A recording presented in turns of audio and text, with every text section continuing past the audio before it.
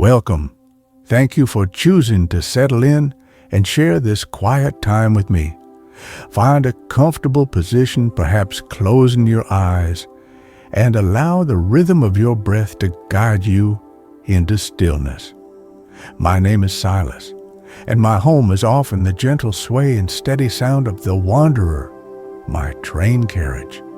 It carries me across landscapes, not in search of speed, but of quiet observation, allowing me to feel the unique pulse of each place, to notice the small details that whisper the stories of the everyday. The steady click-clack of the wheels has been the backdrop to so many different horizons. I recall the warm, spice-scented air filling the narrow lanes of Marrakesh, the gentle light filtering through the eucalyptus trees in Melbourne's sprawling parks, and the profound fjord-reflected stillness surrounding Bergen. Each memory is a soft echo, a color woven into the fabric of the journey. Now, the wanderer carries me south, across the unique vastness of the Karoo towards the continent's end, where a great flat-topped mountain waits, watching over a city cradled by two oceans, Cape Town. In the chapters that follow, we will step off the train together, feeling the gentle South Atlantic breeze on our skin. We will wander beneath the immense quiet presence of Table Mountain, listening to the whispers of the wind across its ancient summit. We'll explore the tranquil green paths of Kirstenbosch gardens, surrounded by the unique shapes and scents of fynbos, and walk the colorful cobbled streets of the Bo-Kaap, noticing the way light falls on brightly painted walls. It is the feeling of the sun, the sound of the distant ocean murmurs, the quiet corners found within this vibrant place that I hope to share. This journey, like all others, is an invitation to slow down, to breathe, and to find a quiet appreciation for the present moment. Let the gentle sounds and descriptions wash over you, offering a space for rest and reflection as we explore the unique atmosphere of Cape Town together. If you find solace and peace in sharing these travels, perhaps consider liking this recording or subscribing to the channel to join me as the journey unfolds further. For now, let us begin. Let the ocean murmurs welcome us. Chapter 1. Journey towards the Cape. The familiar rhythm of the wanderer pulses beneath my feet, a steady heartbeat against the vast, quiet land unfolding outside my window. For days now, the scenery has been painted in the muted tones of the Karoo ochre earth, sparse, resilient shrubs, and a sky so immense it feels like a bowl overturned upon the world. The air drifting through the slightly open window is dry, carrying the scent of dust and distant unseen blossoms. It is a landscape that speaks of endurance, of time measured not in hours but in seasons, in the slow erosion of rock and the patient growth of hardy plants. I sit in my usual armchair, a warm cup of rooibos tea cupped in my hands, its earthy sweetness a comforting counterpoint to the arid vista. The light shifts subtly as the hours pass. The sharp clarity of midday softens, edges blurring as the sun begins its slow descent towards the western horizon. Shadows stretch long and thin, momentarily bringing texture and depth to the flat plains. I watch a small herd of springbok in the distance, their graceful forms moving like flickers of light across the landscape before they dissolve back into the immensity. There is a profound silence out there, broken only by the train's steady progress and the occasional sigh of the wind. It's a silence that invites introspection, a quiet space to simply be carried along through this ancient land. My notebook rests open on the small table beside me, but for now, I just watch, absorbing the feeling of space. Slowly, almost imperceptibly at first, the landscape begins to change. Hints of green appear along dry riverbeds, hesitant at first, then growing bolder. The hills in the distance seem less stark, their contours softer, hinting at more fertile ground beyond. I notice different kinds of trees, their leaves a deeper shade, clustered in small valleys. It feels like the land is taking a slow, deep breath, preparing for a different kind of expression. This transition is subtle, a gradual unfurling rather than an abrupt shift, matching the unhurried pace of the wanderer. It speaks of proximity to the coast, to the influence of oceans unseen, but starting to be felt in the air. My gaze drifts towards the south, where the horizon seems to hold a different quality of light. And then I see it. Distant, hazy at first, but undeniably there a shape unlike the rolling hills or rugged peaks I've become accustomed to. It's a monumental silhouette, flat-topped, rising dramatically from the surrounding land. Table Mountain. Even from this distance, its presence is commanding, a silent sentinel guarding the approach to the cape. A quiet sense of anticipation stirs within me, a feeling different from simple curiosity. It's the feeling of approaching something significant, something ancient and watchful. The tea in my cup has cooled, but I barely notice. My attention is fixed on that distant shape, growing slowly larger, more defined, as the train continues its southward journey.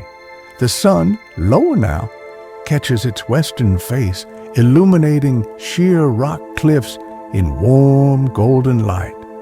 It seems impossible that a city rests at its feet, hidden for now by intervening folds of land. The mountain itself feels like the destination, the primary feature around which everything else must arrange itself.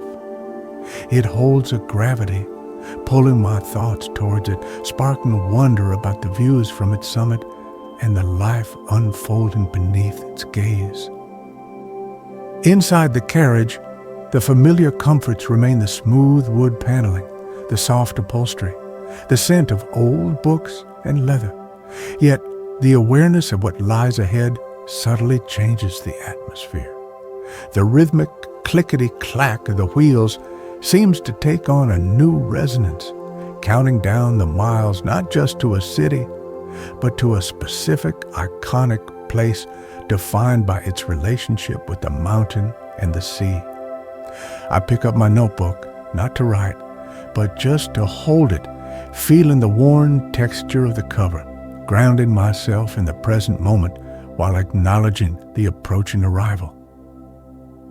As twilight deepens, the mountain transforms into a dark silhouette against a sky painted in shades of lavender and rose.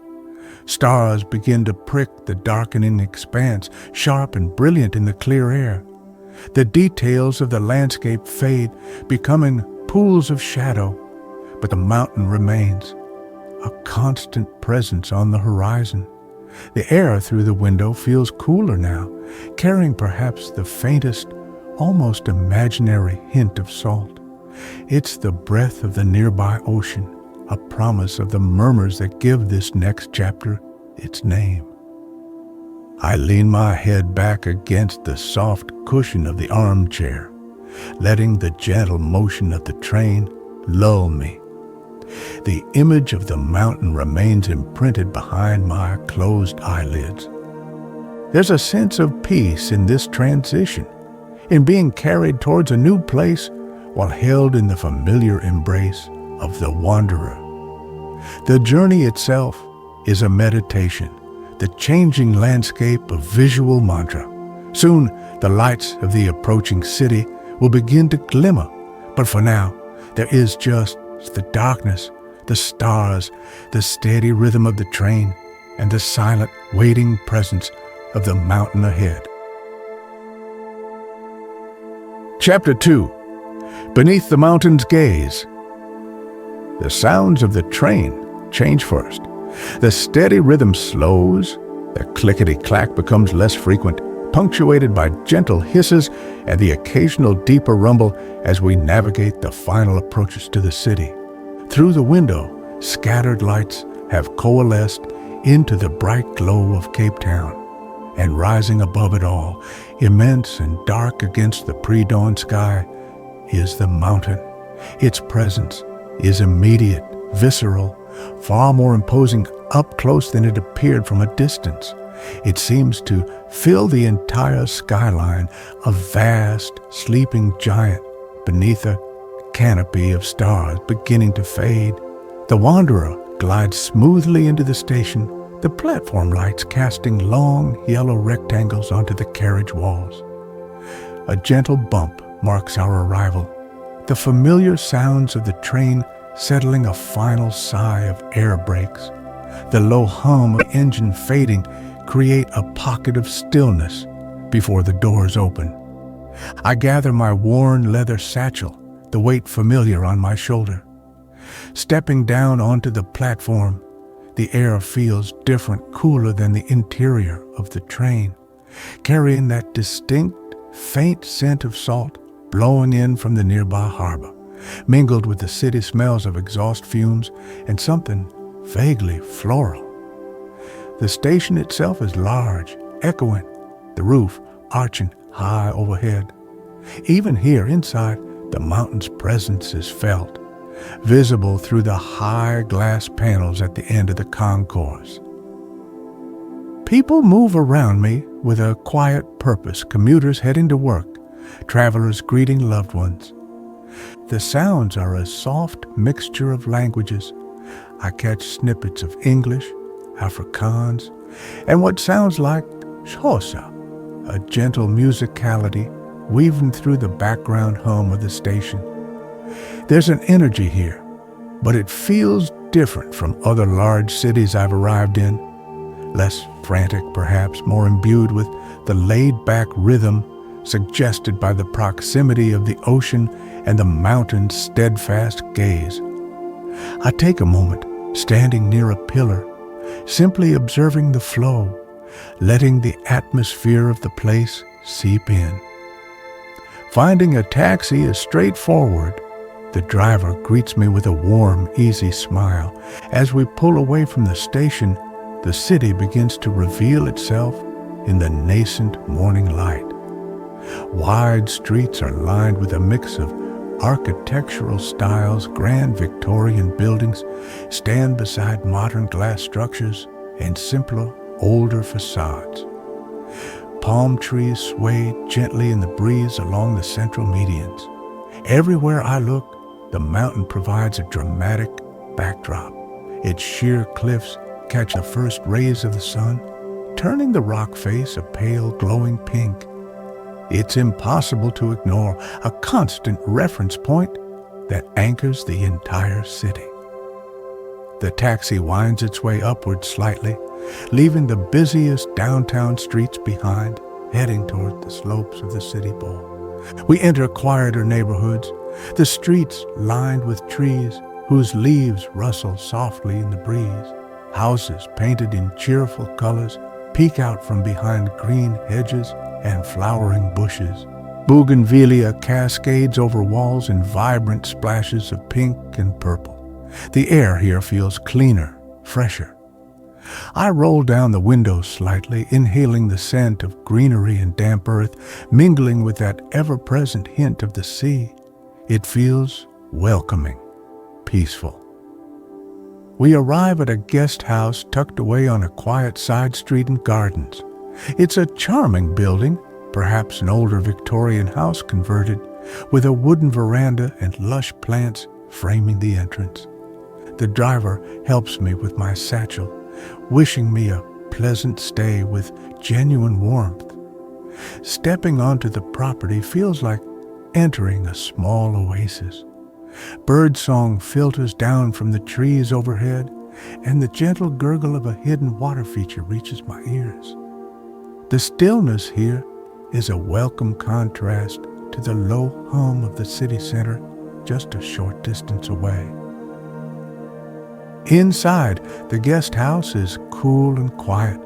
Polished wooden floors gleam softly and comfortable furniture invites repose.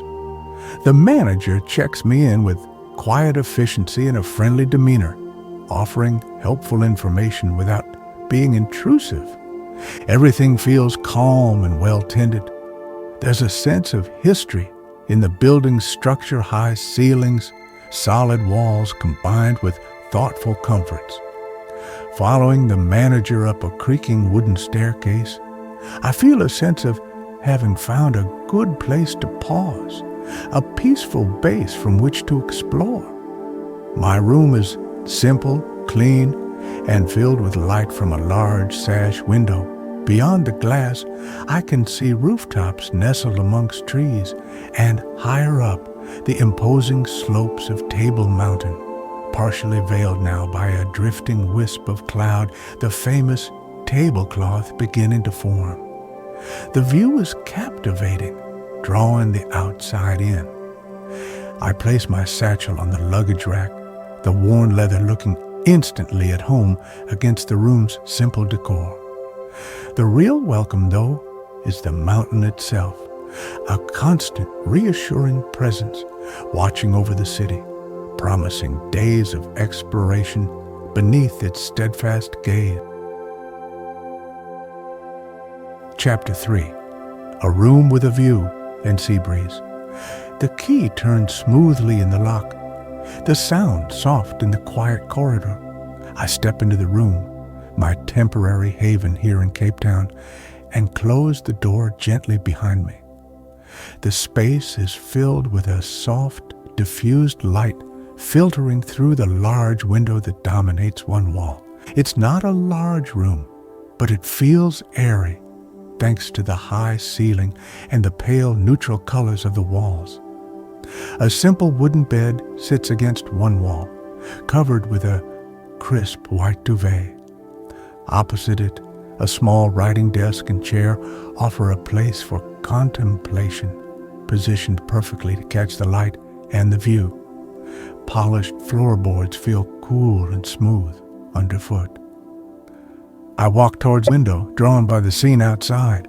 Below, the neighborhood unfolds rooftops of varying styles, terracotta mingling with corrugated iron, interspersed with lush green treetops. Jacaranda trees, though not currently in bloom, promise a future spectacle of purple. Beyond the immediate houses, the city sprawls gently, and above it all, the magnificent presence of Table Mountain. Its slopes are rugged, textured, catching the morning light in intricate detail. Seeing it so close, so tangibly there from my own window, feels like a quiet privilege. It's a constant reminder of the unique geography cradling this city. Unpacking is a slow, deliberate ritual. I lift my camera from the satchel, placing it carefully on the desk. My notebook and pen join it, ready for observations and reflections. A few well-loved books find a home on the small bedside table. There isn't much else. I travel light, finding freedom in simplicity. Arranging these few familiar items helps to make the space feel like my own, a small anchor in a new place. The room smells faintly of beeswax polish and clean linen, a subtle, comforting scent. I slide open the wardrobe. The faint scent of cedarwood lingers inside. Simple, solid wood hangers wait patiently. The room features a small balcony, just large enough for a single chair. I slide open the glass door and step outside. The air immediately feels different, fresher, carrying that distinct salty tang I noticed earlier, stronger now. A gentle breeze stirs the leaves in the nearby trees and feels cool against my skin. From here, the sounds of the city are clearer, yet still muted. The distant hum of traffic, the occasional car passing on the street below, the cheerful chirping of unseen birds, and if I listen closely, the faint rhythmic murmur of the ocean, carried inland on the breeze. It's the sound that gives this journey its name, a constant underlying whisper. I pull the solitary chair closer to the railing and sit, simply absorbing the atmosphere. The sun warms my face, a gentle, pleasant heat. Below, life unfolds at an easy pace. Someone walks their dog, neighbors chat briefly over a garden fence. A delivery van makes its slow way down the street. There's a feeling of unhurried living here, nestled on the slopes beneath the mountain. It's peaceful, ordinary, yet framed by the extraordinary presence of the mountain and the unseen but felt ocean.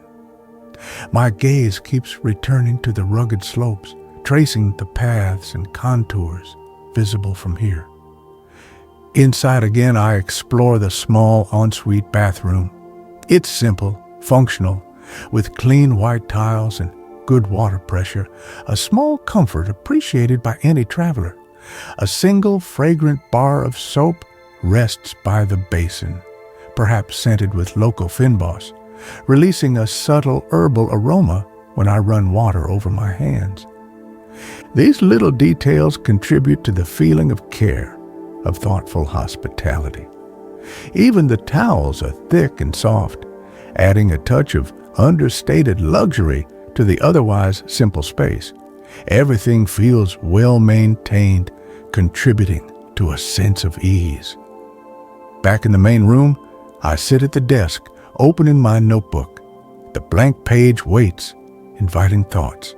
But for now, I just look out the window again. The light is shifting as the morning progresses, changing the colors and shadows on the mountain face. Clouds drift lazily across the summit, sometimes obscuring it, sometimes revealing it dramatically. It's a constantly changing canvas. The sounds from the street below continue their gentle rhythm, a car door closing, distant laughter, the rustle of wind in the leaves. This room feels like a good place to be still, to observe, to simply breathe. There's a sense of calm settling over me, the quiet comfort of having arrived and found a peaceful place to rest. The journey here feels both distant and immediate, its steady rhythm replaced by the subtle sounds and sensations of this new location. The mountain watches, the sea breeze whispers, and the city offers its gentle hum. This room, with its simple comforts and inspiring view, feels like the perfect starting point for exploring the quiet corners and ocean murmurs of Cape Town. I take a deep breath, feeling ready, yet unhurried. Chapter 4. Kirstenbosch, Stillness. The air in Kirstenbosch feels different, cooler, infused with the scent of damp earth, decaying leaves, and 1,000 subtle floral notes. I step through the entrance gate and immediately feel enveloped by a profound sense of tranquility. The cacophony of the city feels worlds away, replaced by the gentle rustle of leaves, the distant chatter of unseen birds, and the soft murmur of water flowing somewhere nearby. Before me, manicured lawns sweep upwards towards the dramatic, forested slopes of Table Mountain's eastern flank, which rise like a protective green wall against the sky. It's a breathtaking transition, a seamless blend of cultivated beauty and wild grandeur. I begin to walk, choosing a path that winds gently uphill away from the main lawns. There's no particular destination in mind. The pleasure is in the wandering itself.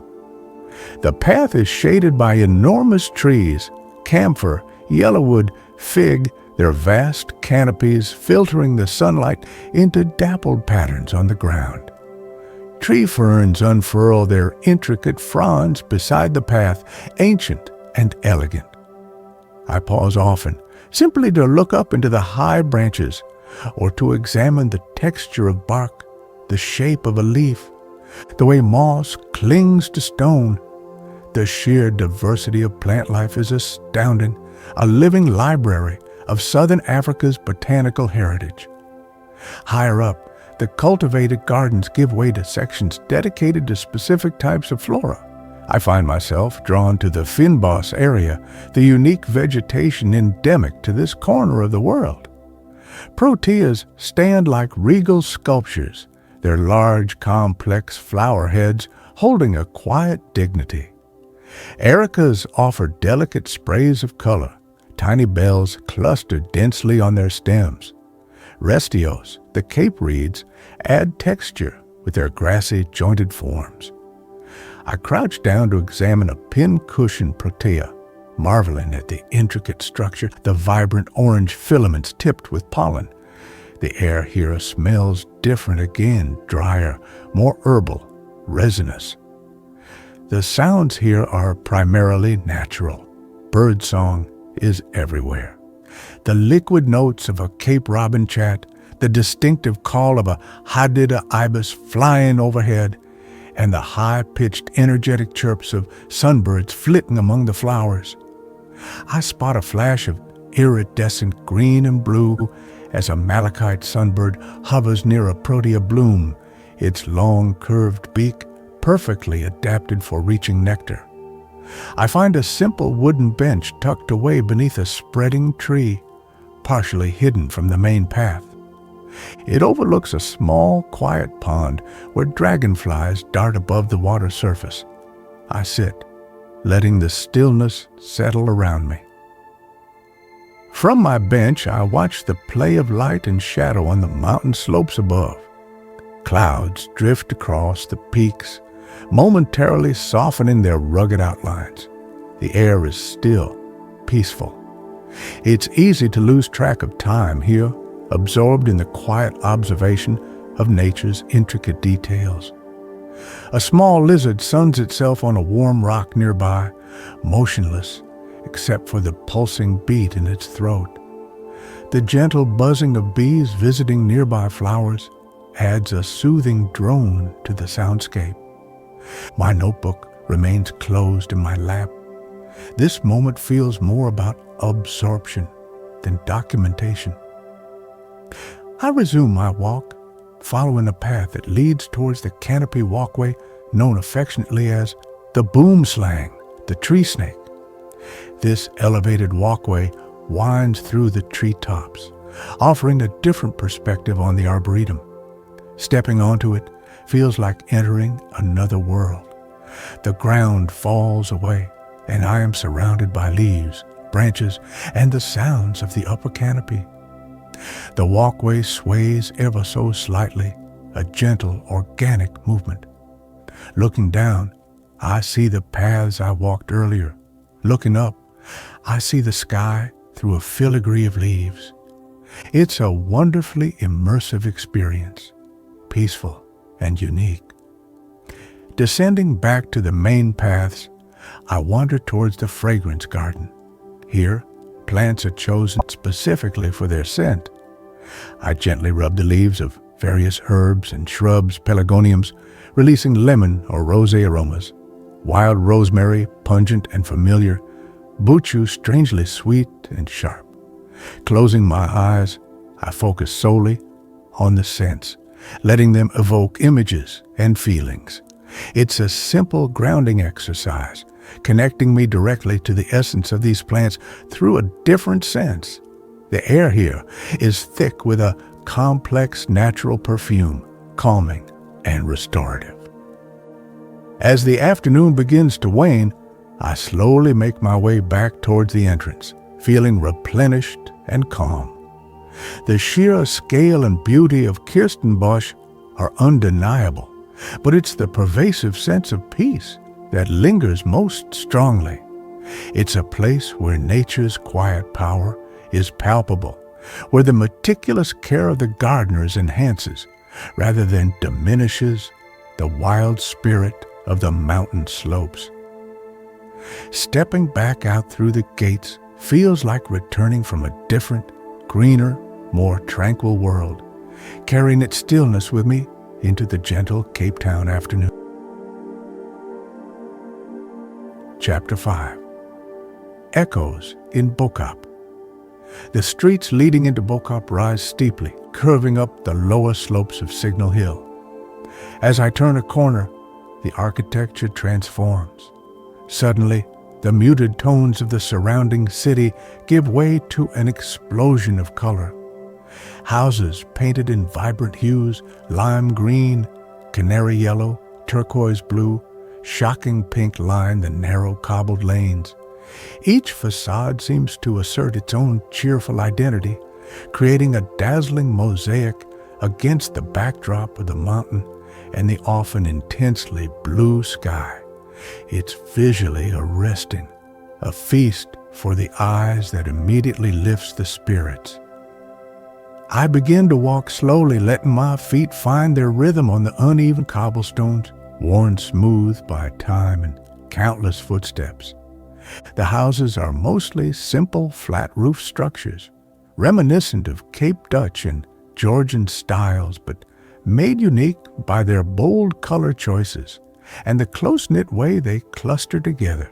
Small details catch my eye: ornate fan lights above doorways, decorative plasterwork, brightly painted window frames and shutters, pots brimming with colorful geraniums sitting on narrow stoops. There's a sense of pride in appearance, a joyful expression woven into the very fabric of the neighborhood. The air here carries different scents. From an open window drifts the unmistakable aroma of spices, perhaps cumin, coriander, or cardamom, hinting at delicious Cape Malay cuisine being prepared within. Further along, the sweet scent of Cook Sisters, a traditional syrupy donut, wafts from a small corner shop. These smells are evocative, speaking of culinary traditions passed down through generations, adding another layer to the sensory experience of the place. They mingle with the scent of sunshine on painted walls and the faint, ever-present hint of the nearby sea. Sounds are relatively muted, contributing to the peaceful atmosphere despite the area's popularity.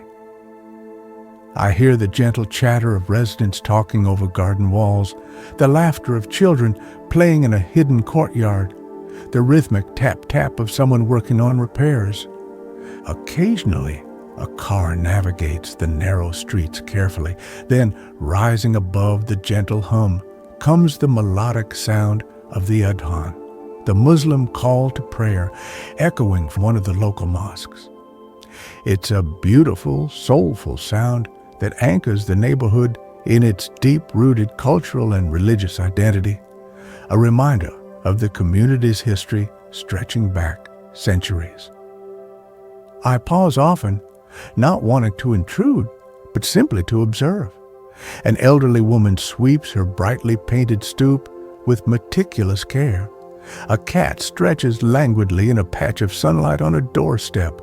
Through an open doorway, I glimpse a cool, shadowed interior. These are simple scenes of daily life unfolding against an extraordinarily picturesque backdrop. There's a strong sense of community here, palpable in the easy interactions and the shared spaces. I feel like a respectful visitor, appreciating the beauty while acknowledging the lived reality of this historic neighborhood. I find a small set of steps leading up beside a particularly vibrant blue house and sit for a few moments, looking back down the steep street. The colors seem even more intense from this slightly elevated perspective, a ribbon of brightness flowing down the hill. Table Mountain looms large in the background, its familiar profile a grounding contrast to the lively colors below.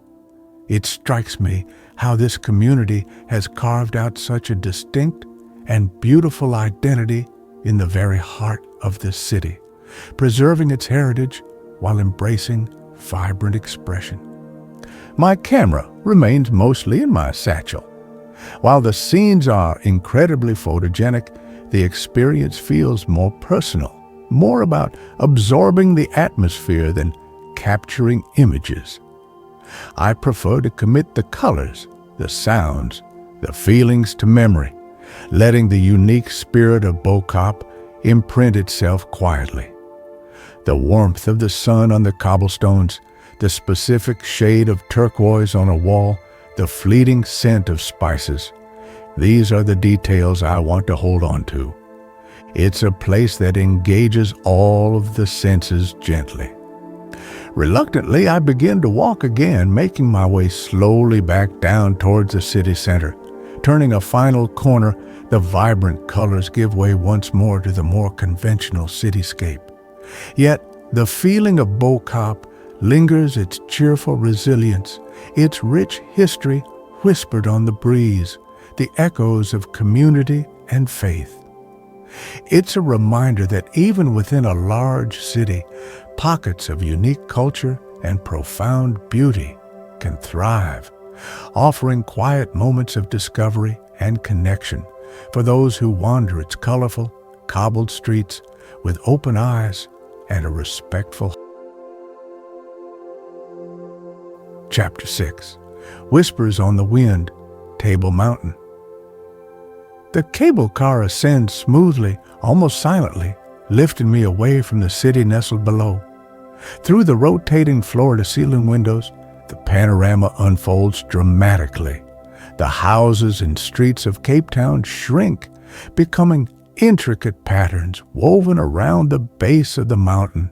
The deep blue of Table Bay curves into the distance, dotted with tiny ships. Robben Island resting like a quiet whale on the horizon. Looking downwards is dizzying, exhilarating, yet the motion is so gentle, it feels more like floating than riding. The sheer rock faces of the mountain glide past just meters away, close enough to see the texture of the sandstone and the hardy plants clinging to crevices. Stepping out onto the summit is like entering another world. The air is noticeably cooler, cleaner, and carries a brisk wind that tugs gently at my jacket. The sounds of this city are gone, replaced by the rush and whisper of this wind, a constant elemental presence. The ground underfoot is rocky, uneven, interspersed with patches of unique low-growing vegetation, the fynbos adapting to this harsh, exposed environment. The view, however, is the overwhelming first impression. It stretches out in every direction, a breathtaking 360-degree vista encompassing the city, the bay, the vast expanse of the Atlantic Ocean meeting the Indian Ocean in the distance, and the rugged chain of mountains marching down the peninsula. I deliberately walk away from the main building and the designated viewing platforms, seeking a quieter spot along one of the marked paths that crisscross the flat-topped summit. The crowds thin out quickly. Soon, the primary sounds are the wind whistling past my ears and the crunch of my own footsteps on the gravelly path. I find a large, sun-warmed sandstone boulder, slightly sheltered from the main force of the wind, and sit down. From here, the scale feels immense. The world seems spread out below like a map, vast and silent. Tiny cars crawl along distant roads, waves break soundlessly against unseen shores. The fynbos up here is different from that in Kirstenbosch, smaller, tougher, more resilient. Tiny, brightly colored flowers hug the ground, seeking shelter amongst rocks and wiry shrubs. I examine a delicate pink bloom, no bigger than my thumbnail, thriving in this seemingly inhospitable place. The resilience of life is striking. Small, iridescent sunbirds dart quickly between bushes, somehow managing the strong wind. Dassies, small furry mammals resembling groundhogs, sun themselves on rocks, remarkably unfazed by the human visitors or the sheer drops nearby. They seem perfectly adapted to this high-altitude home. Sitting on the boulder, I feel the wind's constant presence. It seems to carry whispers from afar, stories of the ocean currents, the changing weather, the passage of time across this ancient mountain. It cleanses the mind, blowing away trivial thoughts, leaving a sense of clarity and perspective. Looking out at the vast ocean meeting the sky, the curve of the earth subtly visible, instills a profound sense of peace, a feeling of being a small part of something immense and interconnected. The sun feels warm on my face, contrasting with the coolness of the wind. I get up and walk slowly along a path leading towards the western edge, overlooking the Atlantic seaboard. The 12 Apostles mountain range stretches out to the south, their peaks like knuckles against the sky. Below, the turquoise water of secluded bays like Camps Bay and Clifton sparkle in the sunlight, fringed by white sand beaches. The sheer drop is awe-inspiring. I stay a safe distance from the edge, content to absorb the view, the feeling of height and space. The wind sculpts the clouds, creating constantly shifting patterns against the deep blue sky. Time loses its urgency up here. Minutes stretch into long, quiet moments of observation. I watch the play of light and shadow across the landscape below as the sun moves across the sky. The famous tablecloth cloud begins to form, spilling over the edge of the mountain like a slow-motion waterfall, cooling the air further and adding a mystical quality to the atmosphere. It's fascinating to watch this natural phenomenon unfold so closely, generated by the moist sea air pushed up the mountain slopes. Eventually, feeling refreshed and filled with the mountain's quiet grandeur, I make my way back towards the cable car station. The return journey is a gentle descent back into the world below. The city gradually growing larger, details becoming clearer, but the feeling of the summit lingers the vastness. The clean wind, the quiet whispers carried upon it, the profound sense of perspective gained from looking down upon the world from that ancient flat-topped peak. Table Mountain is more than just a landmark. It's an experience, a place of elemental power and deep, windswept tranquility. Chapter 7. Penguin Parade at Boulders. The drive south along the Cape Peninsula coast is beautiful in itself, the road winding between mountainside and ocean. Arriving at Boulders Beach, the first thing I notice isn't the penguins, but the unique landscape. Huge rounded granite boulders smoothed by millennia of wind and waves are scattered across the white sand and into the calm turquoise water of the sheltered cove. They create a picturesque, almost prehistoric scene, forming natural pools and protected inlets. The air smells strongly of the sea salt, kelp, and something else, a faint, pungent whiff that hints at the cove's famous inhabitants. Following the wooden boardwalks designed to protect the nesting areas and allow observation, I soon see them. African penguins, smaller than I imagined, dressed in their smart black and white tuxedos, they're scattered everywhere. Some stand in small groups on the sand, preening their feathers or seemingly contemplating the ocean. Others waddle awkwardly but determinedly across the beach, heading towards the water, or returning to their burrows, hidden amongst the coastal vegetation just behind the beach. Their upright posture and comical gait are undeniably charming. The sounds are distinctive, not the squawking I might have expected, but a donkey-like braying sound which explains their old name, jackass penguins. These calls rise and fall, creating a unique, bustling soundscape against the gentle backdrop of waves lapping the shore. I find a spot along the railing overlooking the main beach area and simply watch. A penguin makes its way to the water's edge, hesitates for a moment, then dives smoothly into a wave, instantly transforming from an awkward land creature into a sleek, agile swimmer. Underwater, they shoot through the clear water like small torpedoes, incredibly graceful. Several penguins are gathered near a cluster of boulders, interacting in ways that seem both purposeful and playful. Two tap their beaks together repeatedly, a bonding ritual perhaps. Another meticulously arranges small stones around its nesting burrow. A fluffy gray chick, looking comically grumpy, shelters beneath its parent. Observing their social dynamics, even without understanding the specifics, is fascinating. They seem busy, preoccupied with their own lives, largely indifferent to the quiet human observers watching from the boardwalks above. This protected space allows them to thrive, offering a glimpse into their natural behavior. The setting itself contributes significantly to the peaceful experience.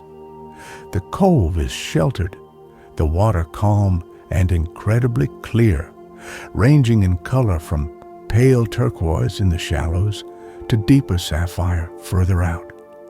Kelp forests sway gently beneath the surface. The white sand is soft and fine.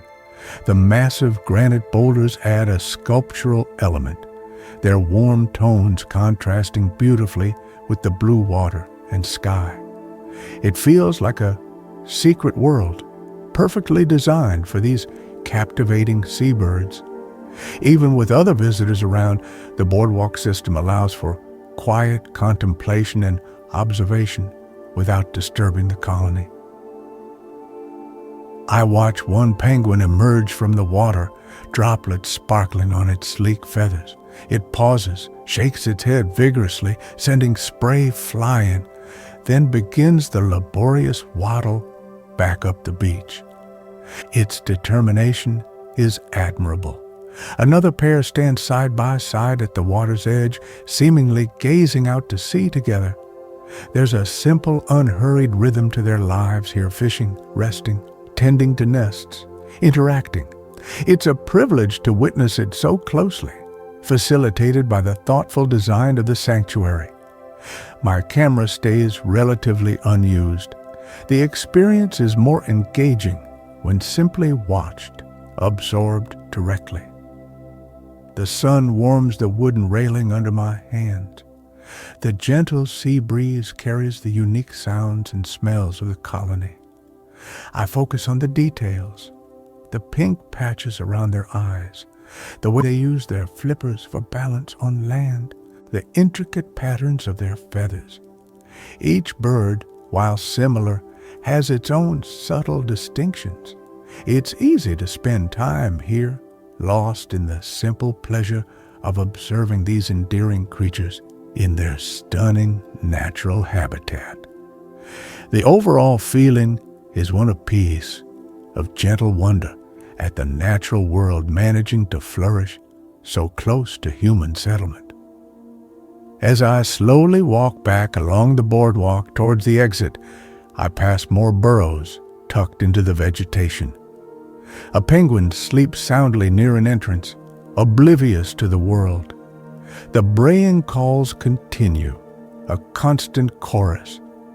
The image of the penguins navigating their world awkward on land, masterful in water, set against the backdrop of ancient boulders and turquoise sea stays with me.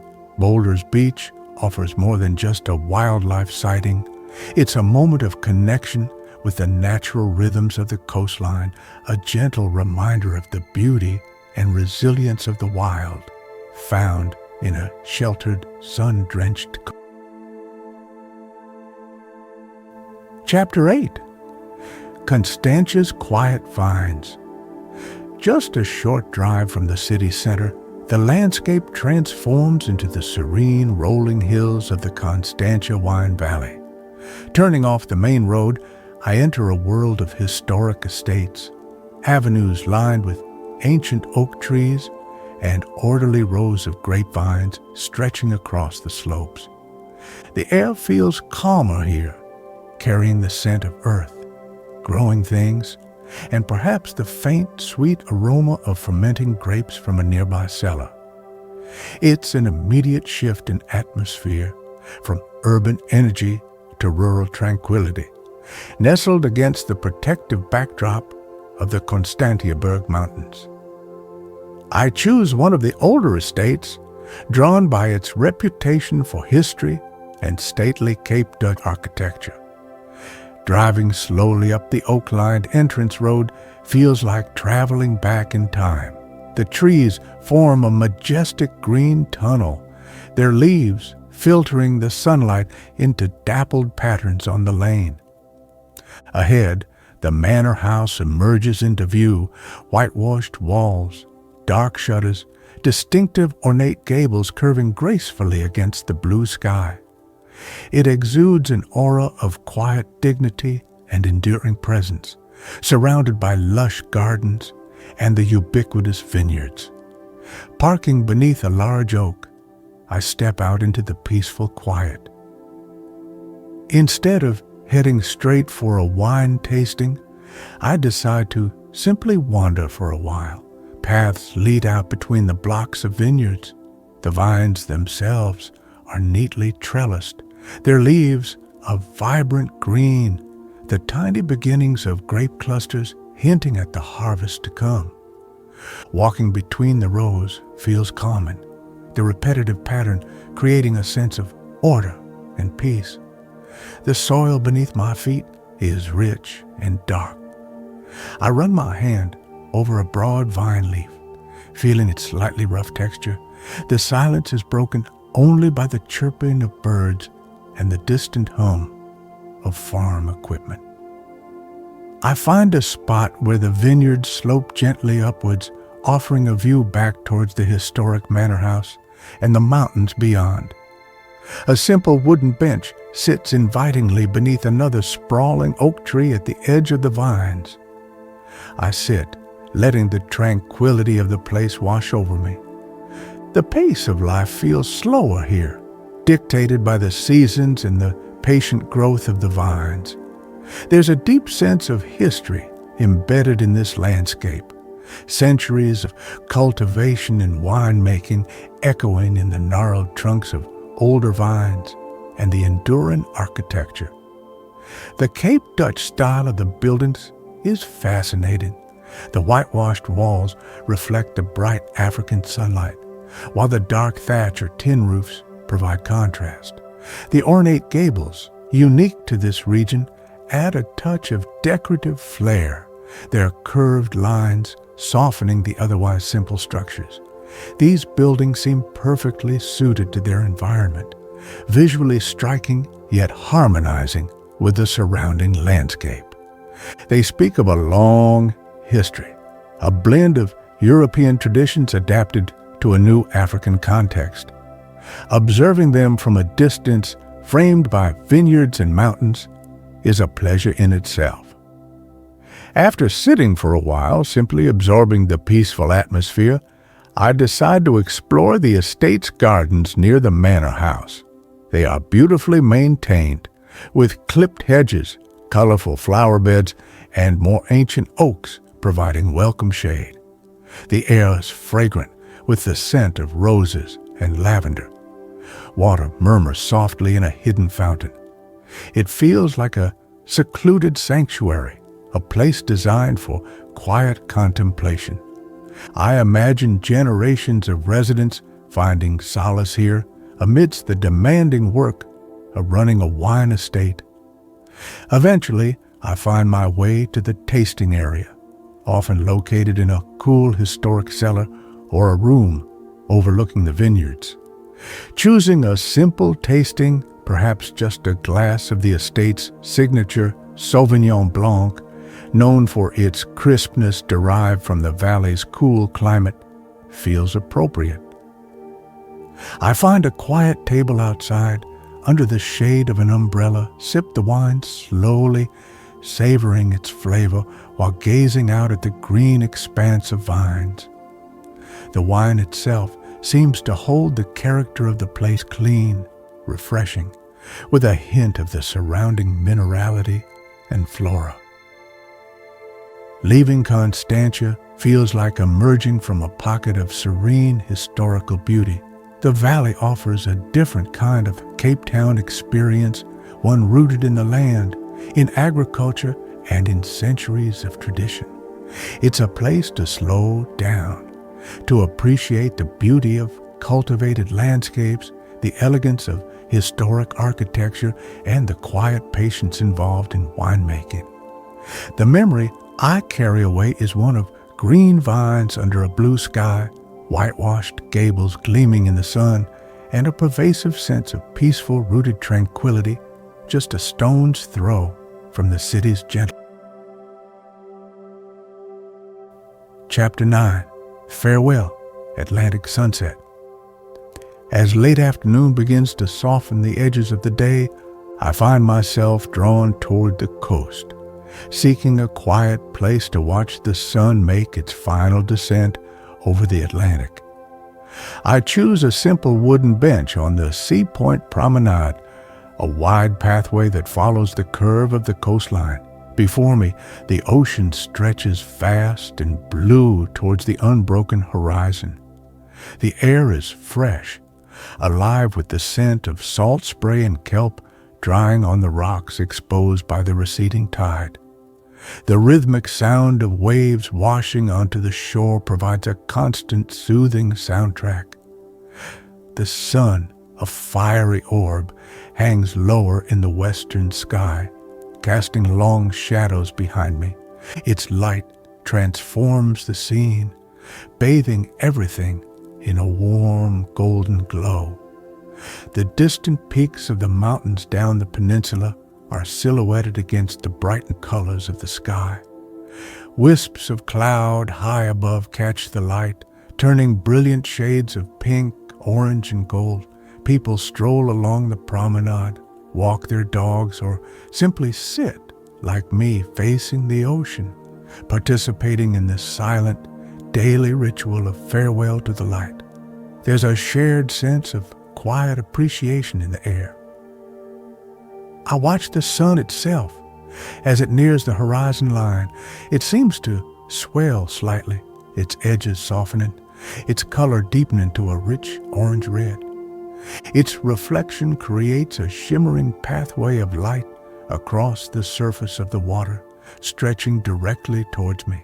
Small boats out on the bay become dark silhouettes against the brilliance. The waves continue their steady rhythm, catching the golden light as they curl and break, momentarily turning into liquid fire before dissolving into white foam on the sand or rocks. It's a scene of profound yet gentle beauty.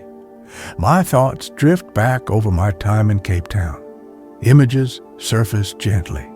The vibrant colors of Bo-Kaap, the deep green stillness of Kirstenbosch, the wind-swept grandeur of Table Mountain's summit, the charming penguins at Boulders, the peaceful vines of Constantia. Each memory carries its own distinct feeling, its own quiet resonance. Cape Town feels like a city uniquely intertwined with its natural surroundings, the mountain ever present, the ocean shaping its edges and its moods. It's this blend of urban life and powerful nature that seems to define its character. The sun finally touches the horizon. For a few moments, it seems to pause, hovering right at the edge of the world. Then, slowly, inexorably, it sinks from view. The intense colors in the sky linger to even deepen for a while after the sun itself has disappeared. Fiery oranges, soft pinks, deepening purples painting the western heavens. The air cools noticeably, The sound of the waves seems slightly louder in the growing twilight. A sense of calm descends with the fading light, a natural conclusion to the day. Back in my room at the guest house, the packing process is simple and reflective. Folding clothes, placing my notebook and camera carefully into the satchel, each action feels deliberate, marking the end of this chapter. From the window, the city lights are beginning to twinkle across the city bowl. The mountain is a vast, dark shape against the fading colors of the sky. I step onto the small balcony one last time, breathing in the cool night air, listening to the distant city sounds and the faint, ever-present murmur of the ocean carried on the breeze. A feeling of gratitude washes over me for the quiet moments, the gentle discoveries, the beauty witnessed. There's a particular melancholy that often accompanies departure, a soft ache of leaving a place that has offered moments of peace and connection. But it's tempered by the anticipation of the journey ahead, the comfort of returning to the familiar embrace of the wanderer. Cape Town has left its impression, the feeling of the sun on my skin, the vastness of the ocean views, the steadfast presence of the mountain, the gentle warmth of its people. These sensations are packed away along with my belongings, ready to be carried with me. I take a final look around the room, ensuring nothing is forgotten. The space, which had become a familiar temporary home, now feels empty again, waiting for the next traveler. Switching off the light, I close the door quietly behind me. The house is still, sleeping. Outside, the Cape Town night is alive with its own gentle rhythm. It's time to move on, carrying the ocean murmurs and mountain whispers within me as I head toward the station and the next leg of the slow. Chapter 10. Mountain Adrift in Dawn. The station is quiet in the pre-dawn chill. Only a few other passengers wait on the platform, their breath misting in the cool air. The familiar shape of the wanderer waits patiently on the tracks, a single warm light glowing near its door, offering a silent welcome. Boarding feels like coming home. The familiar scent of wood, leather, and old books envelops me, a comforting contrast to the crisp air outside. I stow my satchel and settle into my usual armchair by the large window, the soft cushions conforming to my shape. The low hum of the train systems is a soothing, familiar sound. With a gentle lurch, the train begins to move, gliding smoothly out of the station. The platform lights slide past, casting fleeting patterns across the carriage interior. Soon, we are moving through the sleeping city. Streetlights illuminate empty roads, buildings stand dark and silent. And then, as we clear the densest parts of the city, the mountain comes back into view.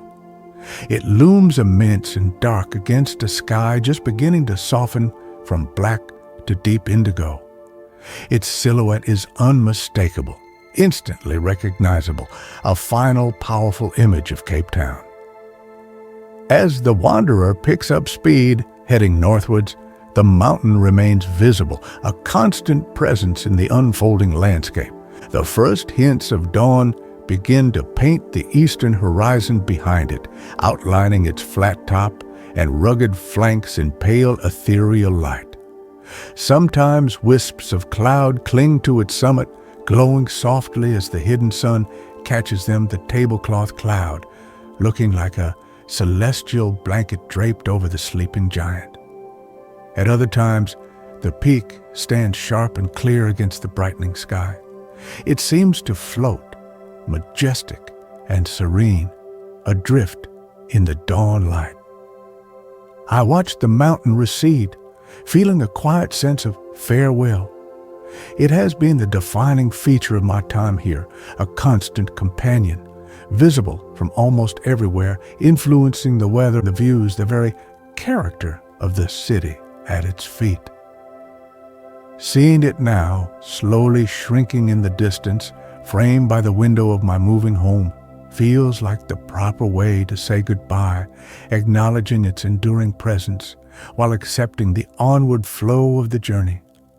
The image feels etched in my mind, a powerful symbol of the Cape. Inside the carriage, the familiar rhythm asserts itself. The steady clickety-clack of wheels on rails, the gentle sway of the coach. I pour myself a cup of rooibos tea from the thermos, the warm, earthy aroma filling the small space. Holding the warm mug, I open my notebook.